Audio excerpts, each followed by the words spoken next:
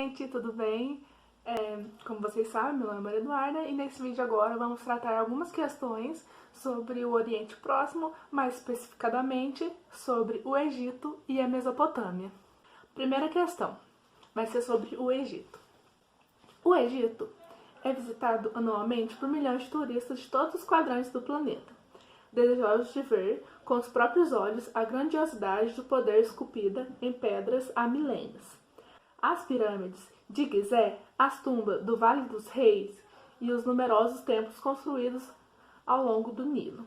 O que hoje se transformou em atração turística era, no passado, interpretado de forma muito diferente, pois essa questão está tratando sobre as pirâmides do Egito e como elas eram vistas antigamente e não como hoje é vista como uma forma turística. Primeira alternativa. A. Significava, entre outros aspectos, o poder que os faraós tinham para escravizar grandes contingentes populacionais que trabalhavam nesse monumento.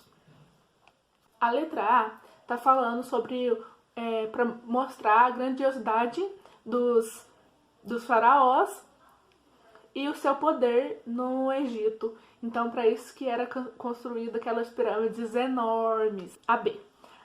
Representava para as populações do Alto Egito a possibilidade de migrar para o sul e encontrar trabalho nos canteiros faraônicos. Acredito que não, porque a representação das pirâmides era a questão da vida após a morte, que aí quanto mais rico era o faraó, maior era a pirâmide, cheia de grandiosidade. A C. Significava a solução para os problemas econômicos, uma vez que os faraós significavam os deuses das suas riquezas, construindo templos. Eu acho que não essa, porque não quer dizer que significava a solução dos problemas econômicos. E sim, era um templo feito em homenagem aos faraós, depois da morte e tudo. A D. Representava a possibilidade de o faraó ordenar a sociedade, obrigando os desocupados a trabalharem em obras públicas que engrandeciam o próprio Egito. Acho que essa aqui também não é, até porque era ele que mandava em tudo. Não existia desocupado assim, e nem era uma forma de organizar a sociedade. Eu acho que a função primordial mesmo é para engrandecer a memória dos faraós.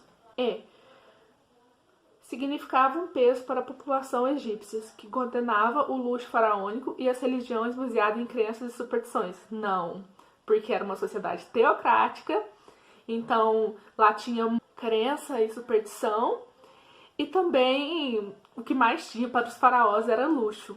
Então, essa descartada total.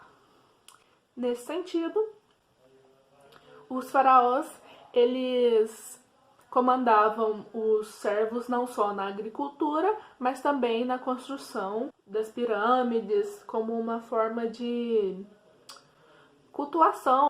Então a resposta correta é a A. Significava, entre outros aspectos, o poder que os faraós tinham para escravizar grandes contingentes populacionais que trabalhavam nesses monumentos. Leia com atenção as afirmativas a seguir sobre as condições sociais, políticas e econômicas da Mesopotâmia.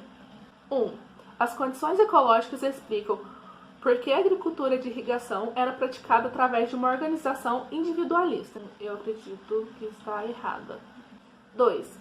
Na economia da Baixa Mesopotâmia, a fome e as crises de subsistência eram frequentes, causadas pela irregularidade das cheias e também das guerras. Sim, a Mesopotâmia sofreu diversas crises relacionadas tanto à irregularidade das cheias quanto às guerras que ocorriam. 3.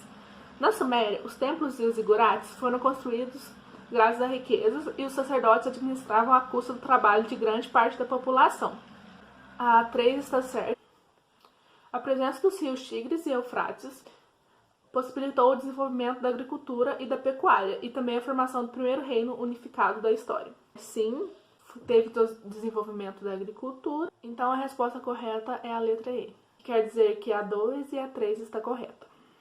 Os estados teocráticos da Mesopotâmia e do Egito evoluíram, acumulando características comuns e peculiaridades culturais.